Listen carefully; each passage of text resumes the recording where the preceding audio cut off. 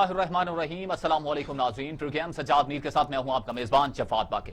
ناظرین، وزیر اعظم عمران خان نے الیکٹرانک ووٹنگ لانے کا اعلان کر دیا۔ انہوں نے کہا کہ 2013 میں نہ صرف پی ٹی آئی بلکہ پاکستان پیپلز پارٹی اور پاکستان مسلم لیگ نون نے بھی دھاندلی کے الزام لگائے تھے اور دوسری جماعتوں نے بھی دھاندلی کا راگ الاپا تھا۔ اب انہوں نے کہا ہے کہ ہم لے کے آ رہے ہیں انتخابی اصلاحات۔ کیا اس سے تمام تر جو سیاسی تنازعات ہیں، متنازع ہے، وہ حل ہو جائیں گے؟ کیا یہی اس کا واحد حل ہے؟ کیا اس سے جو ہارس ٹریڈنگ ہے وہ رک پائے گی؟ خفیہ ووٹنگ کو ختم کر کے سینٹ میں کیا چاہتی ہے پی ٹی آئی یہ چیزیں لا کر؟ کیا اس میں کامیاب ہو پائے گی؟ کیا اپوزیشن اس کے ساتھ کھڑی ہوگی یا کہ نہیں؟ اسی سے آج گفتگو کا آغاز کریں گے۔ ہمارے ساتھ اسٹوڈیو میں موجود ہیں پاکستان کے نامور دانشور تجزیہ کار کالم نگار سجاد میر صاحب۔ سجاد میر صاحب، آپ کو وارم ویلکم کرتے ہیں۔ وزیر اعظم عمران خان صاحب نے ایک بڑا اعلان کیا ہے، کیا دیکھ رہے ہیں یہی واحد حل ہے تمام تنازعات کا جو سیاسی چل رہے ہیں؟ جی، انہوں نے 3 باتوں کا اعلان کیا جی۔ ایک تو یہ کہا ہے کہ ہم اس کو لا رہے ہیں بایو میٹرک، انگوٹھے سے آپ کی شناخت ہو جائے گی۔ کیا بالکل ٹھیک ہے۔ میرا ووٹ تو گیا، کیونکہ 60 سال سے زیادہ عمر پر یا 55 سال سے بھی زیادہ عمر پر اکثر لوگوں کے پرابلم یہ پیدا ہوتا ہے امپریشن کا، بالکل کیونکہ ان کو امپریشن آتا ہی نہیں آتا۔ بالکل اب ہم جاتے ہیں بینک میں جاتے ہیں، انہوں نے طے کر دیا ہوا کہ بار بار کوئی 10 بار وہ 10 انگلیوں میں سے کسی ایک انگلی کا آ جائے تو اللہ وہ لگ کی آپ کی لگ جاتی داؤ۔ ہمارے ووٹ کا کیا بنے گا؟ جہاں تو اپنی مشینریاں اس قابل بنائیں، بالکل ٹھیک، یہاں اس سسٹم کو ایسا بنائیں کہ کسی کو کوئی پرابلم پیدا نہ ہو۔ بالکل دیکھیں، یہ ساری چیزیں ایسی ہیں جن پر آپ کو غور کرنا چاہیے۔ پہلی بار جب الیکشن کمیشن نے اس سے اجتناب برتا تھا تو اس کی وجہ یہی تھی کہ ان کا خیال تھا کہ شاید اب بھی جائیں، آپ نادرا کے دفتر میں چلے جائیں۔ میں نے جب دوبارہ اپنا سمارٹ کارڈ بنایا تو پرابلم پیدا ہو گیا، ایک انگلی کا پھر آ گیا۔ بالکل، ورنہ ایک پرابلم ایسا ایگزسٹ کرتا ہے جس کی کوئی انتہا نہیں ہے۔ پہلے تو آپ پاکستان میں اس کا علاج ڈھونڈیں۔ پھر آپ نے کہا کہ 90 لاکھ وہ لوگ جو غیر ملکوں میں رہتے ہیں ان کو ووٹنگ کا حق دیں گے۔ بہت اچھا، اوورسیز پاکستانی، لیکن اوورسیز پاکستانی 2 طرح کے ہیں۔ ایک وہ جو پاکستانی شہری ہیں، ایک وہ جو دوسرے ملکوں کی شہریت ایکسیپٹ کر چکے ہیں، اس کے باوجود بھی ان کے پاس دوہری شہریت ہے، پاکستان کی شہریت ہے۔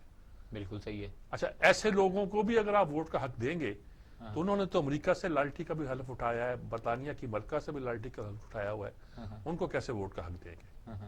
تیسری بات ہے کہ کس ملک نے یہ حق دیا ہوا ہے؟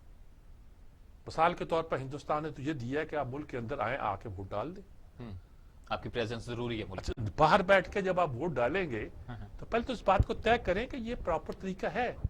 آپ کو 90 لاکھ ووٹ میں سے زیادہ ووٹ ایسے نظر آتے ہیں جو آپ کو ووٹ دیں گے۔ ملک سے بیٹھے ہوئے لوگوں کو، باہر بیٹھے ہوئے لوگوں کو کیا پتا؟ وہ آپ کو خیال ہے کہ وہ آپ کے ووٹر ہوں گے، ٹھیک ہے، کوئی غلط بات نہیں ہے۔ اگر آپ نے طے کرنا ہے تو ضرور کر لیجئے، لیکن پہلے اصولی طور پر طے کیجئے گا کہ ان لوگوں کا کتنا سٹیک، میرے جتنے سٹیک ہے پاکستان میں، یا مجھ سے فرق ہے؟ میرا ووٹ اور اس شخص کا ووٹ کیسے برابر ہو سکتا ہے جو اپنی دھرتی سے نہیں کماتا، کہیں اور سے کماتا ہے؟ یہ بات تو طے کرنی پڑے گی، اور شاید وہ مرنے کے بعد دفن بھی وہاں ہو، اور وسائل اتنے ہوں گے تو ہو سکتا ہے وصیت کر جائے کہ میری لاش میرے ملک میں لے جانا، اس کام کے لیے آئے۔ ان سب چیزوں پہ غور کریں۔ بایو میٹرک بہت اچھی بات ہے، بہت درست بات ہے، لیکن کیا پاکستان میں وہ سب مشینری آپ اویلیبل کریں گے جو میرے ہلکے سے نشانات کو بھی پڑھ سکے؟ میں جب گیا تھا، انہوں نے شناختی کارڈ کی موبائل فون کی اپنی چیکنگ کے لیے کیا تھا، تو باہر لائن لگی ہوئی 4-5 بیٹھے ہوئے تھے جو چیک کرتے تھے۔ انہوں نے چیک کیا، انہوں نے کہا جی آپ کا نہیں آ رہا، آپ اندر جائیں۔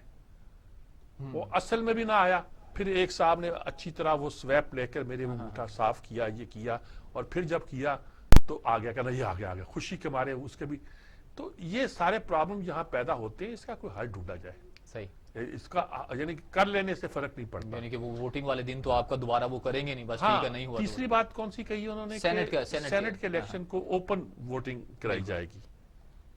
مجھے نہیں پتا اس کا کیا وہاں first priority, second priority, third priority ہوتی ہے، لیکن یہ اوپن ووٹنگ کا تو میں ایک لحاظ سے حامی ہوں، اگر اس میں کوئی کمپلیکیشن یا پرابلم پیدا نہ ہوتے ہوئے۔ یہ تو کوئی الیکشن ایکسپرٹ ہی جان سکتا ہے۔ ہارس ٹریڈنگ رک پائے گی؟ ہارس ٹریڈنگ تو پھر گھوڑے खुले आम बिका करेंगे। यानी कि पहले ढके छुपे होते हैं, पहले बिहाइंड द कर्टन हो जाता है सब कुछ।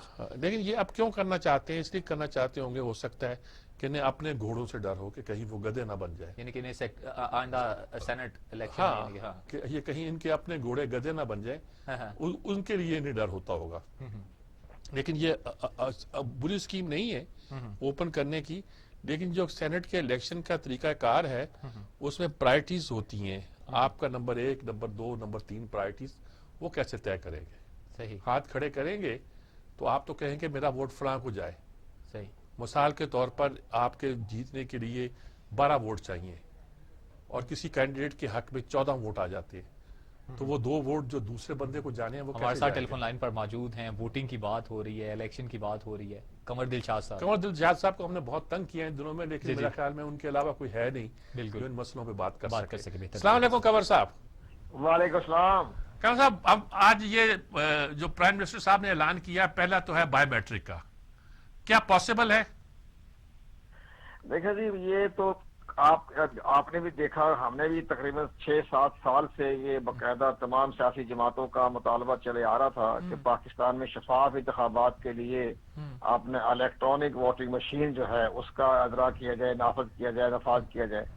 उस पर साबका हुकूमतों के जमान के दौर में भी चीफ इलेक्शन कमीशन ने कई खतूत लिखे। इसके बाद जो बनी थी इसहाक डार की सरबराही में इंतखाबी इस्लाहत कमेटी, उस वक्त भी इलेक्शन कमीशन ने बाकायदा कहा कि इलेक्ट्रॉनिक वोटिंग मशीन का बड़ा मुतालबा चला आ रहा है। सुप्रीम कोर्ट ऑफ पाकिस्तान की तरफ से भी रूलिंग आई हुई है, तो आप इस पर कानून साजी कर लें। तो उन्होंने कानून साजी नहीं की। अब ये मौजूदा हुकूमत में भी 2-2.5 साल गुजर गए, इन्होंने भी कानून, वैसे तो आम जलसों में कहते रहे, लेकिन अब उन्होंने ये कहा है कि जी हमें इलेक्ट्रॉनिक वोटिंग मशीन चाहिए। तो ऐसे वक्त में बात उन्होंने की है प्राइम मिनिस्टर साहब ने, जबकि उन्हें अपोजिशन का तावन ही हासिल नहीं है।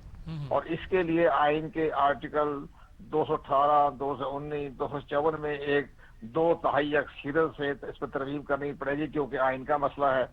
तो अब वो भी इनके पास कोई मेजॉरिटी नहीं है, और सेनेट में भी मेजॉरिटी नहीं है। अभी अपोजिशन के साथ इनके वर्किंग रिलेशनशिप नहीं है। स्टैंडिंग कमेटी का इसके बाद उन्होंने बाइकाट किया हुआ है अपोजिशन ने। तो स्टैंडिंग कमेटी के में बिल जाए बगैर बिल पास नहीं हो सकता, पेश नहीं हो सकता। ये सारे मसाइल तो हैं, लेकिन तजवीज अच्छी है, खूबसूरत अच्छी तजवीज अच्छा, है। ये आप तमाम इसको तजवीज अच्छी बता रहे हैं, ये कर रहे हैं, लेकिन मुझे ये एक बात बताइएगा कि आमतौर पर बहुत सी चीजों पर हमें बायोमेट्रिक बैंक के अकाउंट के लिए जाना पड़ता है, शनाख्ती कार्ड के लिए जाना पड़ता जी, है, जी। लेकिन वो जो सिस्टम होता है वो एक खास उम्र के बाद के लोगों का वो निशान पहचानता नहीं, मेरा नहीं पहचानता मसलन। हम क्या करेंगे? हमारा वोट गया? नहीं जनाब, ये हमारे नादरा की चाल थी ये। अच्छा, आप ये पढ़े, जब अंगूठा लगता है तो आप भी रेवेन्यू डिपार्टमेंट में जब जमीन की इंतकाल पर अंगूठा लगाते हैं तो उसमें भी 100 साल तक अंगूठा चलता है।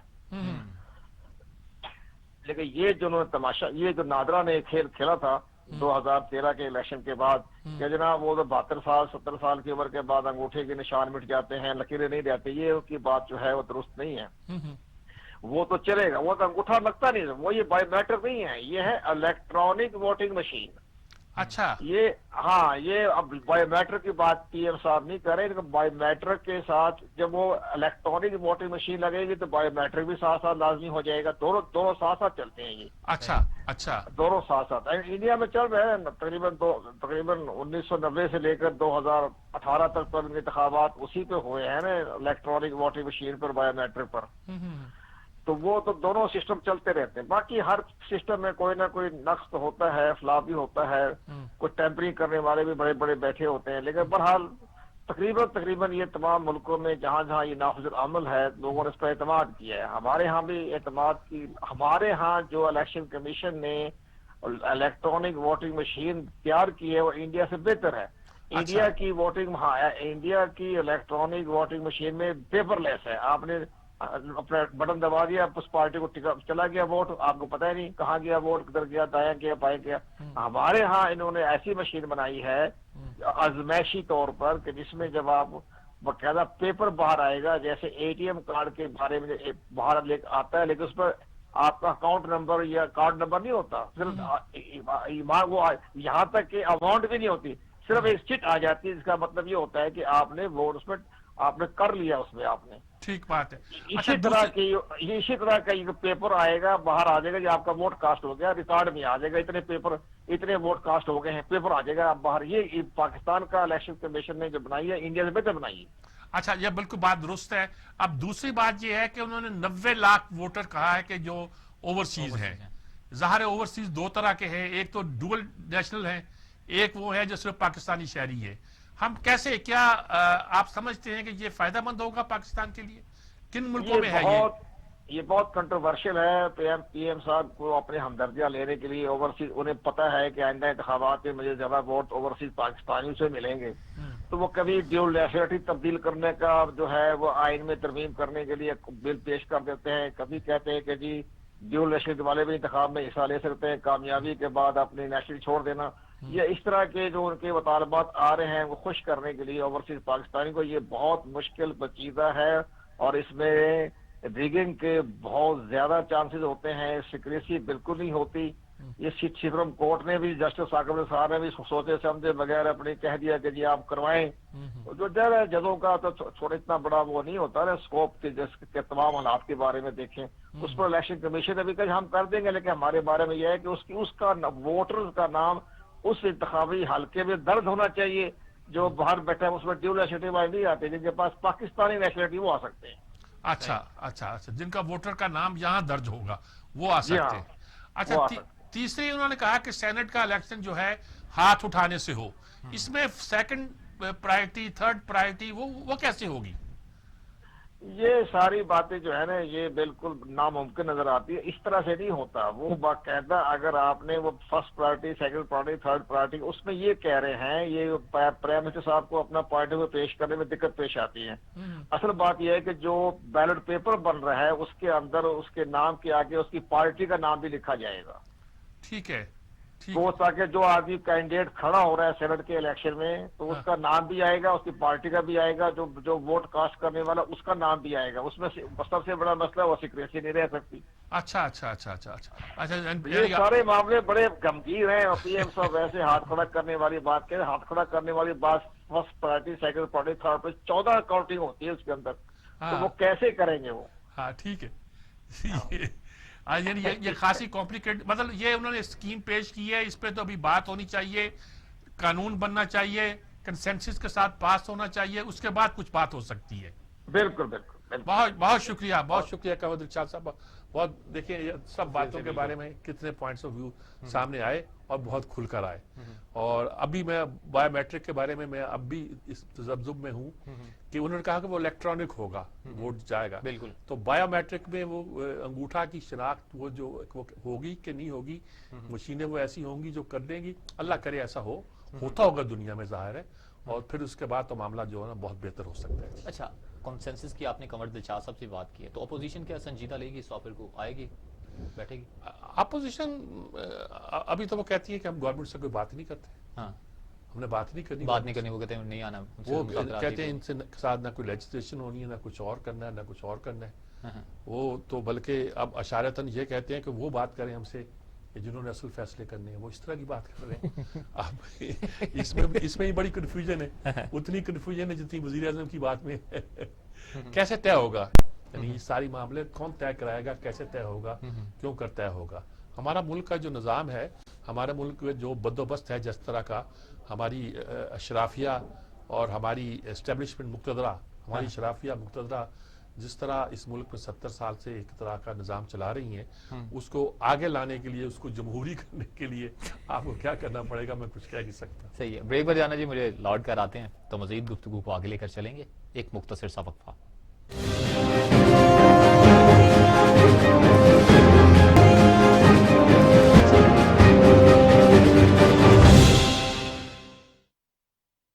میرے صاحب, ہماری گفتگو چل رہی تھی انتخابی اصلاحات کے حوالے سے, بایو میٹرک, الیکٹرانک ووٹ. ہمارے ساتھ ٹیلی فون لائن پر بھی موجود ہیں مجاہد بریلوی صاحب. مجاہد بریلوی صاحب سے بات کرتے ہیں, ان سے مسئلے پہ پوچھتے ہیں, اور بلکہ پی ڈی ایم کا بھی پوچھتے ہیں. دونوں باتیں ان سے پوچھنے والی. السلام علیکم مجاہد بریلوی صاحب. مرزا کیا حال ہے, کیسے ہیں, ٹھیک ہیں؟ کراچی یاد آتا ہے, محفلیں یاد آتی ہیں. ہاں بالکل, یہاں سے لے کر آسٹریلیا شفقات تک یاد آتے ہیں, ہمارے آپ کے مشترک دوست. ہاں, کسی بہانے یاد کر لیتے ہیں ہم لوگ بھی اس طرح. अच्छा मिराज साहब, दो बातें आपसे पूछनी है। एक तो वजीर आजम ने कहा कि इलेक्टोरल रिफॉर्म्स करनी है, और इलेक्टोरल रिफॉर्म में उन्होंने कहा वो इलेक्शन की जो रिफॉर्म्स है उसमें बायोमेट्रिक और ये वगैरह करना है, गैर मुल्की लोगों को वोट का हक देना है, और तीसरी बात ये है कि सेनेट के इलेक्शन हाथ के खड़े करने। क्या आप क्या कहते हैं कि ये स्कीम हम पास कर सकते हैं? हमारी अपोजिशन साथ देगी, नहीं देगी तो फिर इस स्कीम का क्या बनेगा? देखिए, एक तो मीर साहब ये है कि प्राइम मिनिस्टर हो फिर न पाकिस्तानी किसी भी मुल्क का, वो तो ये नहीं कहेगा ना कि जो इलेक्शन का तरीका ये होगा और इस तरह होगा। हमें तो यही कहा जाता है ना कि इलेक्शन कमीशन आजाद होगा, वो तय करता है ना। कोई प्राइम मिनिस्टर या सदर, अगर जहां तक आप पाकिस्तान का आइन भी ये कहता है कि हमारा आइन ये है, अगर ये इलेक्शन कमीशन ने तय किया था ना कि खुफिया राय देगी ये सेनेट होगी, कौमी असेंबली का इस तरह होगा, इलेक्ट्रॉनिक और जो बाकी वोटिंग का तरीका भी इलेक्शन कमीशन तय करता है, तो एक तो मुझे थोड़ी सी हैरत होती है कि हमारे इमरान खान साहब मैच्योर पॉलिटिशियंस हैं, जब इस तरह के बयान इलेक्शन के हवाले से देते हैं तो क्या उनके पास कोई ऐसे मीडिया मैनेजर आप जैसे कोई नहीं है जो उनसे कहें कि भाई आपके उसमें नहीं आता, आप ये इलेक्शन कमीशन को तजवीज दे सकते हैं, रिटन उनको कौमी असेंबली और सेनेट के जरिए एक बिल पास करके उन तक भेज सकते हैं। आप तो इस तरह बता रहे हैं कि आप तय करेंगे कि जनाब सेनेट में ये होगा। मुझे दुरुस्त करने अगर मीर साहब अगर मैं गलत कह रहा हूँ। ठीक ठीक ठीक। तो ऐसी सूरत में लगता है कि ये तो बस उनकी जैसे ऐलानात होते हैं वैसे ही ऐलान साबित होगा। मैंने कहा कि ये तो इलेक्शन कमीशन तय करता है ना आपको तमाम। ये भी आप कहना है कि वो गवर्नमेंट जो पावर में होती है वो सुबुकदोश कर दी जाती है, केयर टेकर गवर्नमेंट बनती है, और केयर टेकर जो गवर्नमेंट होती है वो भी इस बात की उसको ये इजाजत नहीं होती कि वो ये तय करे कि वो पोलिंग जो है सुबह 5 बजे से रात तक 5 बजे तक चलती रहेगी, 12 बजे तक चलती रहेगी, लाइनें लगेंगी नहीं लगेंगी। ये तो इलेक्शन कमीशन तमाम चीजें तय करता है। और जो हम आज दुनिया भर में देखते हैं, तो मैं पड़ोसी मुल्क का नाम लेना चाहता, लेकिन पाकिस्तान में खैर वो तो हमारे यहाँ इलेक्शन की तारीख अच्छी नहीं रही है, अच्छी हो या बुरी हो, ये तमाम चीजें इलेक्शन कमीशन तय करता है। आप एक अपनी पार्टी के जरिए तजवीज दे सकते हैं, और फिर कंसेंसस डेवलप होगा तो फिर कौमी असेंबली और सेनेट में बिल की सूरत में पास करके उन तक दरख्वास्त कर सकते हैं। और ये आपको इल्म है कि ये हमेशा कंट्रोवर्सी रही है, बल्कि इलेक्शन कमीशन और हमारी अदलिया की भी कंट्रोवर्सी रही है। कुछ लोग कहते हैं कि क्या इलेक्शन कमीशन पर अदलिया बालागश्त हो सकती है, और इसमें बड़ा संगीन किस्म का बड़ा शदीद किस्म की महादाराई रही। जो कहते हैं हम आजाद हैं, हम चीफ जस्टिस की बात क्यों सुने? चीफ जस्टिस कहते हैं नहीं हमारा हम आप पाबंद इलेक्शन कमीशन। फिर एक और जो डेवलपमेंट हुई मुझे पता है कि वक्त कम है, ये बात कैसे तय हो गई कि जी सिर्फ साबिका जज ही जो है इलेक्शन कमीशन का चेयरमैन होगा? दुनिया में तो कहीं नहीं होता, और शायद हमारे यहाँ भी अभी अमेंडमेंट आ चुकी है कि सिर्फ साबिका जज नहीं होगा, जज ही ईमानदार होते हैं, साबिका तमाम साहब ही ईमानदार नहीं होते, इंजीनियर डॉक्टर सिविल सर्विस के लोग ईमानदार नहीं होते। यानी ये क्राइटेरिया बनाया गया कि साबिका जज उनके ईमानदार होता है, पूरी सोसाइटी में साबिका जनरल भी हो सकता है, बहुत सारे ईमानदार लोग हैं। तो ये जो है बहुत सारी ये इस्लाह की जरूरत थी जो जारी है, और ये मुझे बड़ा सॉरी टू से मैं कोई अभी वो के थोड़ा बहुत उर्दू जानता हूँ, मजाक का लफ्ज इस्तेमाल नहीं करना चाहता, लेकिन मेरे लगता है कि इमरान खान साहब ने जो कुछ कहा उसमें कोई होमवर्क किए बगैर एक एक्सटम्पोर बोल गए कि सेनेट में हाथ उठा के वोट पड़े जाएंगे। अरे भाई, तो आइन में और इलेक्शन कमीशन ने तय किया है, और ये इसके जरिए इलेक्ट्रॉनिक के जरिए भाई इलेक्शन कमीशन ने तय किया है, आप कैसे बदल देंगे? कल आपकी हुकूमत 1 साल बाद नहीं है, मरियम बीबी एक और ऐलान कर रही है कि नहीं इलेक्शन इस तरह होंगे, बिलावल साहब इस तरह करेंगे। सॉरी क्यों से मीर साहब। ठीक बात है, ठीक। अच्छा, दूसरी बात मैं पीडीएम के इजलास के बारे में पूछ रहा हूँ कि उनकी क्या गिलगित और बल्तिस्तान के इलेक्शन के बाद अब जब उनकी पहली मीटिंग हुई है उस पर उन्होंने इसरार किया कि हम जलसे करते रहेंगे, कोरोना के नाम पर ये जो बंद करना चाहते हैं हम बंद नहीं करेंगे। क्या कहते हैं आप? देखिए, एक तो मीर साहब आप जानते हैं वो बेचारी पीडीएम जो है वो बिलावल साहब ने बड़ी अच्छी मुहिम चलाई, इसीलिए 3 और शायद 4 नशिस्तें हो जाएंगी, 5 हो जाएं। और मेरे ख्याल में आप समीर जितने भी मैं तबसरे तजिए पढ़ा था इधर उधर से, कोई भी ये साबित नहीं कर सका कि इस इलेक्शन में कोई प्लानिंग के तहत धांधली हो। और आप स्टूडेंट के जमाने से एक्टिविज्म रहे कि जी इलेक्शन में जहां कैसे कोई वोट चोरी हो जाएगा? अगर स्कर्दू में 3,000 हामी खड़ा हुआ है तहरीक इंसाफ का या किसी पार्टी का, कोई वोट चुरा सकता है? कैसे चुराएगा?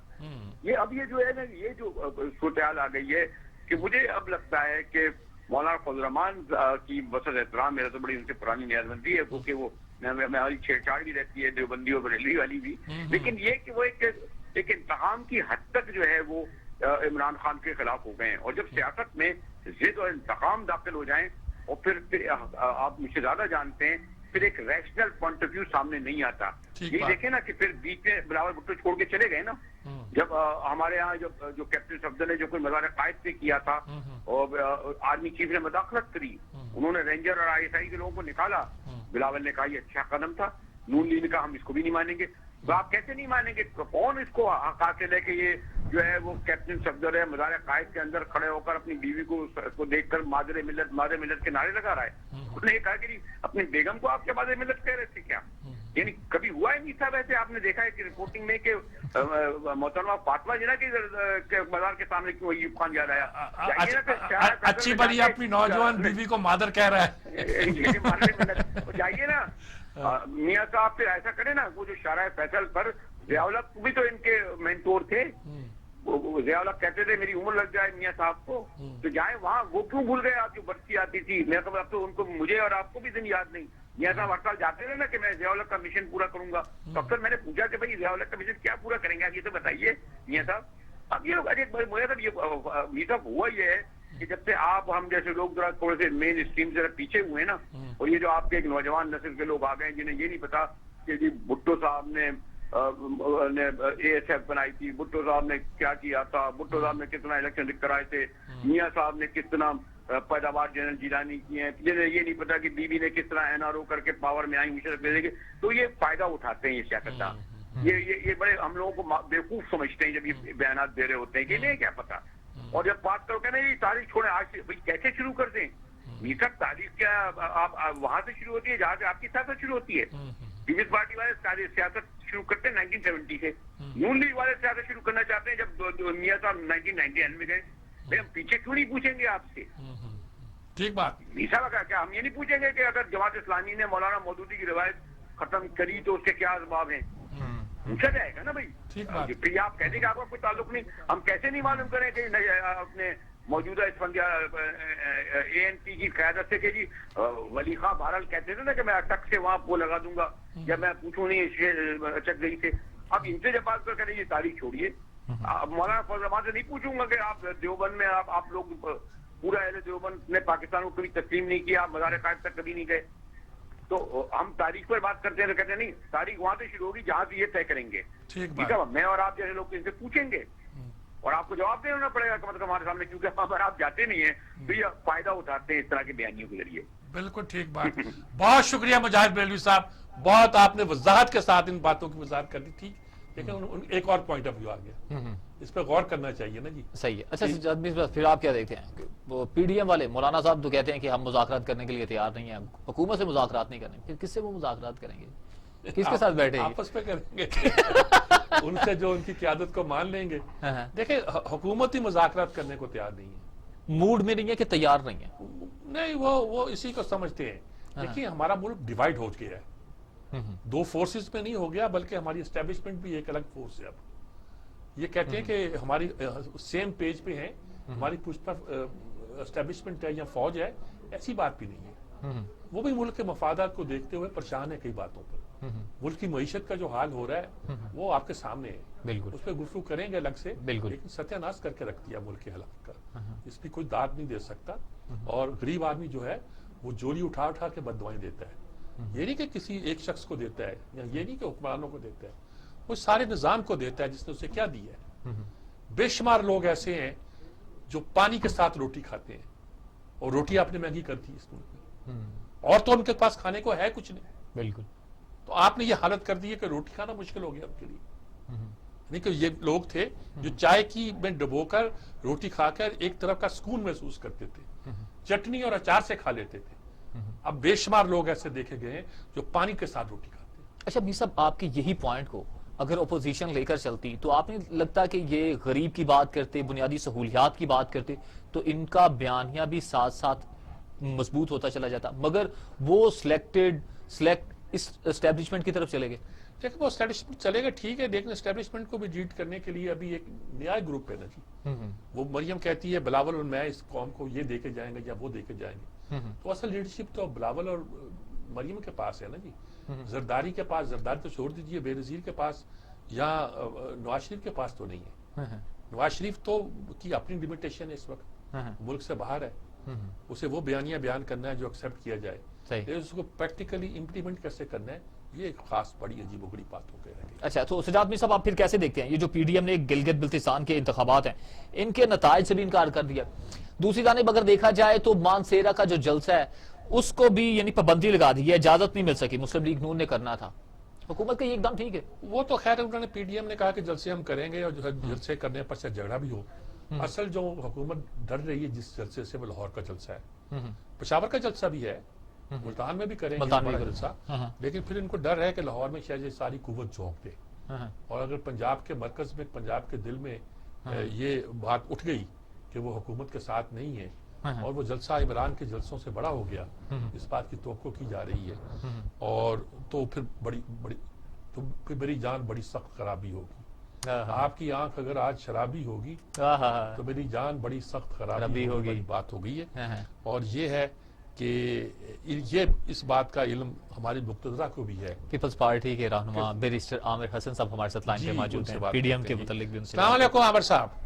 جی وعلیکم السلام میر صاحب. اچھا جناب، بات ہم کر رہے ہیں کہ آج جو پی ڈی ایم نے جلسہ کیا، دو باتیں ہیں. ایک تو گلگت و بلتستان کے بارے میں جو اب رویہ ہے پی ڈی ایم کا کہہ لیں یا پیپلز پارٹی کا خاص طور پر، اس کو آپ کیسے دیکھتے ہیں؟ اور دوسری بات یہ کہ پاکستان کے اندر جس طرح ڈٹ جانے کا اعلان کیا ہے کہ ہم جلسے کریں گے چاہے کچھ ہو جائے، اس پہ آپ کیا کہتے ہیں؟ میر صاحب، گلگت بلتستان کے بارے میں جو چیئرمین بلاول بھٹو کی کیمپین آپ نے دیکھی ایک مہینے تک، اصل میں یہ پاکستان کے انتخابی نظام کو ایکسپوز کرنے کا ایک بہترین طریقہ تھا. وہ واحد رہنما ہے پاکستان کے قومی قیادت میں سے جنہوں نے ایک مہینہ جی بی میں گزارا، اس کے ہر ڈسٹرکٹ کے ہر حلقے کے اندر گئے اور ہر حلقے میں کارنر میٹنگز تک کی، جلسے کیے اور لوگوں کو متحرک کیا. اور وہ ایک انتخابی مہم نہیں تھی، میرے نزدیک وہ ایک سیاسی تحریک برپا کی چیئرمین بلاول بھٹو نے وہاں پہ، اور وہاں کے لوگوں کے حق ملکیت، حق حاکمیت اور حق روزگار کی ایک پرزور قسم کا جو مطالبات ہیں وہ ابھر کے سامنے آئے. اور آپ نے دیکھا کہ اب بھی جو ووٹس کی ریشو ہے، پیپلز پارٹی ووٹ زیادہ لیتی ہے پی ٹی آئی سے 1%. جی جی، نشستیں ہماری بڑی کم ہے، 25% ووٹ ہیں پیپل پارٹی کے اور 24% ہے. جی اب آپ بتائیں نا، یہ کون سی یہ وزراء پاپولیرٹی کی بات کرتے ہیں؟ اور 14% ہے مسلم لیگ کے. وہ کہتے ہیں کہ مسلم لیگ کے اگر پیپل پارٹی کے ووٹ اکٹھے کر دیے جائیں تو پھر شاید اس کو پی ٹی آئی کو 4 سیٹیں ملتی اور 13 یا کتنی سیٹیں یہ لے جاتے. 3 سیٹیں انہیں ملتی اور ہمارے 39% بنتے ہیں جی جو آئی کو ساتھ ملا کے. اگر ہم پی ٹی ایم کے یہ جو بار بار وزراء کہتے ہیں کہ پی ٹی ایم کا بیانیہ پھٹ گیا، پی ٹی ایم تو الیکشن میں گیا نہیں. وہاں پہ اگر پی ٹی ایم الیکشن میں جاتا تو پی ٹی ایم 2/3 اکثریت لیتا اور یہ پھٹ جاتے باوجود ساری باتوں کے. میں سمجھتا ہوں کہ یہ جو پاکستان کا انتخابی نظام ہے اور پاکستان الیکشن کمیشن، وہ ایک دفعہ پھر ایکسپوز ہو گیا. اور میں نہیں سمجھتا کہ اس طرح آپ بڑی دیر تک ہر نظام کو سلیکٹڈ بنا کے چلا سکتے ہیں. ایک تو یہ فیلئر ہے، اسی وجہ سے آج پی ٹی ایم کی قیادت بیٹھی ہے. اور جو ہم نے میثاق جمہوریت میں بہت کچھ حاصل کیا، جو کمیاں رہ گئی اب وہ میثاق پاکستان کے ذریعے بات ہوگی. اور جو اتنا بڑا عظیم مقصد لے کے ہم بات کرنے جا رہے ہیں، اب اس کے اندر میر صاحب کووڈ-19 اتنا خطرناک نہیں ہے جتنا سلیکٹڈ 18 خطرناک ہے. ٹھیک. اور اس کے خلاف آج پاکستان کے عوام جس غربت کا سامنا کر رہے ہیں، جس مہنگائی کا، بے روزگاری کا، لا قانونیت کا اور معاشرتی انتشار کا، اور جس طرح سے مذہبی منافرت کو بڑھایا جا رہا ہے، اور آج اس ملک کا کوئی بڑا نہیں ہے، کوئی فادر فگر نہیں ہے جو آگے بڑھے اور پاکستان کے ٹوٹتے سماج کو بچا سکے. تو یہ رول پی ڈی ایم کا ہے. پی ڈی ایم وہ پولیٹیکل پارٹیز ہیں جو دہائیوں سے پاکستان کے اندر پاکستان کے عوام کے حقوق کی جنگ لڑ رہی ہے. تو پاکستان کو جمعہ 8 دن پہلے کسی اناڑی کھلاڑی کے تو نہیں ذمہ داری پہ چھوڑا جا سکتا. پی ڈی ایم کا یہی معاملہ ہے کہ یہ اب یہ جلسے انہیں آج پتہ چل گیا, پوری انتخابی مہم یہ چلاتے رہے, اور وزیر اعظم بھی گئے اور دوسرے حافظ آباد میں بھی جلسے کرتے رہے. اب انہیں پتہ چلا ہے کہ فیصلہ کل مرحلے میں تحریک آ گئی, تو اب انہیں کووڈ یاد آ گیا. پھر کہتا ہوں کووڈ-19 سے زیادہ خطرناک سلیکٹڈ 18 ہے کہ پاکستان کے وفاق اور وفاق کی اکائیوں کے لیے انتہائی مہلک وائرس ہے, اس کے خلاف لڑنا ہے سب. کیا توقع کرتے ہیں اب اس کے بعد کہ ابھی ایک تو مساق پاکستان تیار ہوگا, ایک یہ ہے کہ وہ کہتے ہیں مذاکرات حکومت سے نہیں کرنے اور جلسے ہم کیا سچویشن بننے والی ہے؟ امیر صاحب دیکھیں, حکومت نام کی تو چیز موجود نہیں ہے. آپ بتائیں کیا عارف الوی صاحب ایسے ہیں کہ ان کے ساتھ بیٹھ کے مذاکرات کیے جائیں؟ وہ بس ٹھیک ہے بیٹھے ہیں, مشاعرہ اور گانے کے پروگرام کرتے ہیں وانے صدر میں, یہی ان کا کام ہے. دوسری طرف بڑے تو عمران خان سے تو اس کے گھر والوں کی بات نہیں کبھی ہوئی. آج تک دیکھیں انہیں وزیر اعظم بنے سلیکٹڈ 2.5 سال ہو گئے ہیں اور ان کی اولاد پاکستان نہیں آئی, ان سے ملنے نہیں آئے. تو ایسا شخص جو اپنی انحصار کے اندر ہو اور اپنی ذات کے اندر قید ہو, چند بد زبان کرائے کے بھاڑے کے لوگ رکھے ہوں ترجمان بنا کے, وہ انہیں بتاتے ہوں کہ آپ سے بڑا کوئی سیانہ بندہ آیا ہی نہیں, تو اس کے ساتھ کیا مذاکرات کرنے کے لیے چارٹر آف پاکستان میں مساق پاکستان بنیاد فراہم کرے گا, ایک گرینڈ نیشنل ڈائلاگ. اور یہ گرینڈ نیشنل ڈائلاگ ہونا ہے, اور اس کے بغیر اب پاکستان کی ریاست کا آگے بڑھنا ناممکن ہے. اور یہ قدم انشاءاللہ تعالیٰ پی ڈی ایم نے جو اٹھایا ہے کہ پاکستان کی تاریخ میں ایک سنگ میل کی حیثیت رکھے گا, اور اسی سے اداروں کے اختیارات جو 1973 کے آئین کے اندر جن کا ذکر بھی کیا گیا ہے اور ان کی جو ڈومین ہے وہ مقرر بھی کی گئی ہے ان کے دائرہ اختیار کو, تو اس کی یہ بنیاد بنے گا چارٹر آف پاکستان. اب اس کے علاوہ کسی اور چیز کے اوپر بات نہیں ہو سکتی. بات ہوگی 1973 کے آئین کے تحت ہر ادارے کا اپنے دائرہ اختیار کے اندر کام کرنا, یہ اب بنیاد بنے گا چارٹر آف پاکستان. بالکل درست کہا آپ نے جی, بہت شکریہ آپ کا جی عامر صاحب, آپ نے بہت تفصیل کے ساتھ ان باتوں کا تجزیہ کر دیا. بہت شکریہ آپ کا, بہت اچھی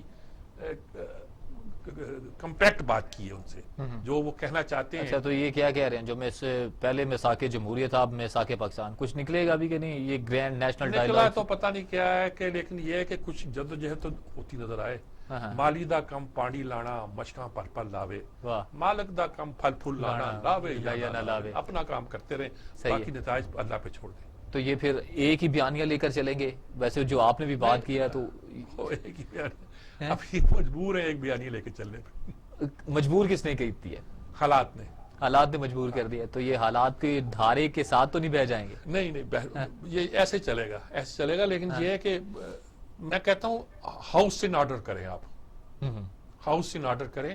اور یہ میں سب سے کہتا ہوں, یعنی کہ مولانا صاحب نے صحیح کہا کہ پارلیمنٹ کی بات ہے. مولانا چھوڑ دیں, مقتدر سے بھی, اشرافیہ سے بھی, سیاستدانوں سے بھی جو حکومت میں ہے, سیاستدانوں سے بھی جو اپوزیشن میں ہے, سب سے میں کہتا ہوں ہاؤس ان آرڈر کریں. آپ نے ہاؤس ان آرڈر افغانستان کے مسئلے پہ کیا, حالات کتنے بہتر ہوئے. صحیح, آخر کیا نا آپ نے, بالکل کیا. جس بات پہ آپ کا موقف رہا 10 سال تک آپ لڑتے رہے مریخیوں کے ساتھ مل کر افغانوں کے خلاف, وہ چینج کیا نا آپ نے. ابھی آپ کو بہت سی باتوں تو سجاد میر صاحب پھر تمام چیزوں کا حل ہی مذاکرات ہے, ٹیبل پر ہی بیٹھنا ہے, تو پھر یہ کس چیز کا کنسنس پیدا کیا؟ مذاکرات دیکھیے, طالبان نے مذاکرات اس وقت کیے جب اس پوزیشن میں تھے کہ مذاکرات کر سکتے ہیں. مذاکرات کرنے والی پارٹیاں پوزیشن آف اسٹرینتھ سے مذاکرات کیا کرتی ہیں. تو میرا خیال ہے یہ بھی اپنی پوزیشن آف اسٹرینتھ بنانا چاہتے ہیں مذاکرات کرنے کے لیے. حکومت بھی یہی چاہتی ہے, یعنی کہ پہلے ابھی پریشر بنا رہے ہیں اپنا. سب بنا رہے ہیں, سبھی بنا رہے ہیں. صحیح ہے, تینوں پارٹیاں بنا رہی ہیں. صحیح ہے. ہمیں بریک پر جانا جی, بریک سے لوٹ کر آئیں گے تو گفتگو کو آگے بڑھائیں گے. ایک مختصر سا وقفہ.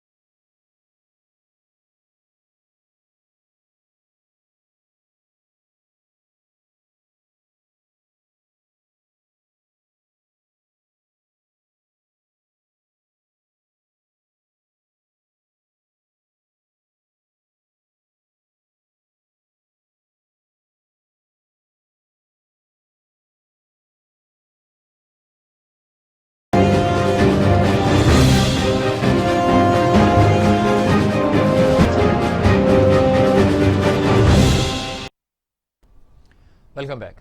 سجاد میر صاحب تحریک لبیک میں دھرنا دیا فیض آباد میں، راولپنڈی، اسلام آباد، جڑواں شہروں کے درمیان فیض آباد میں. وہاں پر ان کے مطالبات میں سب سے پہلا مطالبہ تھا کہ فرانسیسی سفیر کو باہر نکال دیا جائے. اب وہ دھرنا ختم ہو گیا، کیسے دیکھتے ہیں اس طرح؟ اصل میں دیکھیں جی، یہ تحریک لبیک جو ہے یہ پہلے بھی انہوں نے فیض آباد میں دھرنا دیا، مشہور دھرنا. میں اس کی تفصیل میں نہیں جانا چاہتا. اگرچہ جو ان کے خادم حسین رضوی ہے وہ اپنی اب تقریروں میں اس کا اشارہ کرتے ہیں اور کچھ کرتے ہیں، کہتے ہیں کہ میں یہ بات بھی کروں گا، یہ بات بھی کروں گا. لیکن احتیاط کی بات یہ ہے کہ یہ دھرنا تھا ایک طرح کا محاصرے میں تھا اسلام آباد، اور لوگ جو تھے ٹریفک کو ڈیورٹ کر دیا جاتا تھا، داخل ہونا مشکل تھا، لوگوں کا چلنا پھرنا مشکل تھا. اور جو وہاں ڈپلومیٹک انکلیو ہے جہاں سفارت خانے ہیں وہاں سب اس کی دمک وہاں تک پہنچ رہی تھی. یہ صورتحال خاصی تشویشناک ہے. اب ہمارے وزیر داخلہ نے اور شاید کسی اور کوئی جا کے ان سے مذاکرات کیے، انہوں نے کہا جی 3 مہینے کے اندر ہم پارلیمنٹ سے یہ پاس کرائیں گے، یا کریں گے، وہ کریں گے. ملک میں کئی قوتیں ایسی ہو گئی ہیں جو دھرنا دے سکتی ہیں، دھرنا مار سکتی ہیں، میں یہ کہوں گا، اور اس کے نتائج بھی نکل سکتے ہیں. ذاتی طور پر میں کسی کے بارے میں کوئی کمنٹ نہیں کرنا چاہتا. دھرنوں کی ایک تاریخ ہے. پہلا دھرنا شاید زکوٰۃ کے مسئلے پر یا سلمان رشدی کے مسئلے پر ہمارے اہل تشیع بھائیوں نے دیا تھا اسلام آباد میں، یا بلکہ نئی کراچی میں، لیکن وہ کچھ اور اس کا مفہوم تھا کہ اور لیول تھا. وہ دھرنا ایک دن میں ختم ہو گیا تھا، یا ہو سکتا تھا، بات مانی بھی جا سکتی تھی. اب پھر وہ روایت چل پڑی ہے. اب کوئی بھی دھرنا دے سکتا ہے اور اس کو اٹھانا مشکل ہے. عمران کا اپنا دھرنا جو تھا اگر دیکھا جائے تو اس طرح کا کوئی ایسا دھرنا نہیں تھا جس کو روکا نہیں جا سکتا. بالکل چند 100 لوگ ہوتے تھے جی، 1000 لوگ ہو گئے، 1500 لوگ ہو گئے، 2000 لوگ ہو گئے. دن کے وقت کوئی بھی نہیں ہوتا تھا. آپ وہ سارا صاف کر دیں جگہ تو شام کو آ کے ان کو مسائل پیدا ہوتے. لیکن ہو گیا کہ وہ پارلیمنٹ پہ حملہ کر رہے ہیں، وہ پی ٹی آئی پہ، وہ پی ٹی وی پہ حملہ کر رہے ہیں، وہ پرائم منسٹر ہاؤس کی طرف بھی بڑھ رہے ہیں. تو ہم کبھی کبھی ہمارے اندر کی فورسز جو ہوتی ہیں نا جی، وہ کام کرنا چھوڑ دیتی ہیں، اسٹیٹ کام کرنا چھوڑ دیتی ہے. ان دنوں کے نتیجے میں اکثر اوقات یہ ہوتا ہے. آج کسی نے کہا تھا، طلعت حسین نے کہا اپنے پروگرام میں کہ اس وقت تو آپ وزیر قانون کو بھی ہٹا سکتے تھے، اب آپ کچھ نہیں کر سکتے. اب حکومت ایسی ہے کہ آپ ان کے ساتھ کچھ نہیں کر سکیں گے. تو یہ ساری صورتحال ہے، یہ تشویشناک ہے. ہمیں ہمارے سب لوگوں کو انصاف کا جب تک بول بالا نہیں ہوتا ملک میں امن نہیں آ سکتا. 126 دن کا جو دھرنا دیا، میں تھوڑا سا ایک بات آپ سے پوچھ رہا تھا. اس وقت وزیر داخلہ چودھری نثار صاحب وہ عمران خان کے متعلق یعنی کہ بڑے ان کے دوستی کے بھی سامنے آئے کہ نہیں، وہ تو چودھری نثار صاف کہتا ہے کہ میری دوستی ہے، ہم اکٹھے پڑھے ہیں.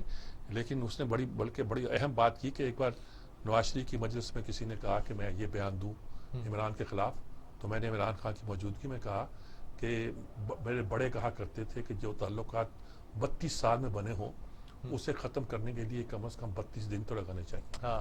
تو نواز شریف نے کہا یہ ٹھیک کہہ رہا ہے، بات ختم کر دی. وہ اور بات تھی، رابطے میں تھے، رابطے میں سب ہوتے ہیں. لیکن یہ کہنا کہ شاید چودھری نثار نے عمران کی مدد کی، ایسی بات نہیں تھی. مدد کرنے والا صحیح ہے. اچھا جی، عثمان اللہ نہیں تھا تو کوئی اور تھا. اچھا، صوبائی کابینہ کا آج اجلاس ہوتا ہے پنجاب میں جی، وہاں پر سرزنش بھی کی جاتی ہے. اور وزیر اعلیٰ صاحب نے کہا ہے کہ میں اب وزیر اعلیٰ بن کے دکھاؤں گا. 2.5 سال گزر گئے، اس سے پہلے کوئی وزیر اعلیٰ، کیا ان کا کوئی سین نہیں آپ کو نظر آیا؟ اب وہ کہتے ہیں کہ اب میں وزیر اعلیٰ بن کے دکھاؤں گا. ایک وزیر اعلیٰ 2.5 سال رہنے کے بعد کہہ رہا ہے اب بن کے دکھاؤں گا. وزیر اعظم کہتا ہے منہ پہ ہاتھ پھیر کے میں اب وزیر اعظم بن کر دکھاؤں گا. تو اس کا وزیر اکرم پلس کیا کہے گا؟ یہ کھیل کیا کہ چل رہا ہے سر؟ نہیں دیکھیں، بات سنیں، یہ اب بچوں والی بات ہے. پنجاب کا نظام اتنے عرصے چلا نہیں، پنجاب کا بڑا نقصان ہو رہا ہے. سڑکیں تک ٹوٹنے لگ گئی ہیں. ایک بہت اچھا مضبوط سسٹم جو تھا، اس میں داد دینا پڑتی ہے شہباز شریف کو، نواز شریف سے زیادہ شہباز شریف کو، جو لاہور کو بنا گئے. لاہور کو نہیں، پنجاب کے اندر جو لانگ لائف سڑکیں انہوں نے بنانی شروع کی تھی، اور موٹر وے کا جو ایک نظام قائم کیا. ارے یہاں سے لے کے ملتان تک کی موٹر وے میرا خیال 1 سال کے اندر بن گئی تھی. اس کے اندر سکھر کی بن گئی تھی. اور حیدرآباد سے کراچی، اگر وہ یہ نواز شریف کا ٹینیور چلتا رہتا تو یہ سکھر سے حیدرآباد تک کا راستہ پورا ہو جاتا. آج آپ سکھر 8-9 گھنٹے میں پہنچ جاتے ہیں، ملتان آپ 3 گھنٹے میں پہنچتے ہیں، سکھر 6 گھنٹے میں پہنچ جاتے ہیں. 8-9 گھنٹے نہیں، 6-7 گھنٹے میں پہنچ جاتے ہیں. اور اگر وہ ساری سڑک بن گئی ہوتی تو آپ اب بھی کراچی کا سفر بہت سے لوگ بائی روڈ کرتے ہیں. آپ کی یہاں और भाई बात सुनो, चीनियों से 3 काम ले लो आप हाँ, और तेजी से ले लो, हाँ, लंबा नहीं डालो। एक ML1 जो साद रफीक के जमाने में जो उसको शुरू हुआ था सही। और जो डिले करते करते अब रहे हैं, उसको जल्दी तकमील तक पहुंचाओ। सही। दूसरा, बादशाह डैम से उसकी जो मदद अगर मिल सकती है तो मदद लो। और तीसरी, सी पैक की जो सड़कें हैं, जो आपको रास्ता बनाना है, ग्वादर पोर्ट को डेवलप करना है, वो कर लो। ये 3 काम कर लोगे तो दुनिया आपके यहाँ इन्वेस्टमेंट करेगी और आपके साथ जो नखरे करती है कि हम ये कर देंगे, हम कुछ सुना है। इमरान खान साहिब के वजीर अकरम प्लस बाइख्तियार लगते हैं आपको फैसलों में?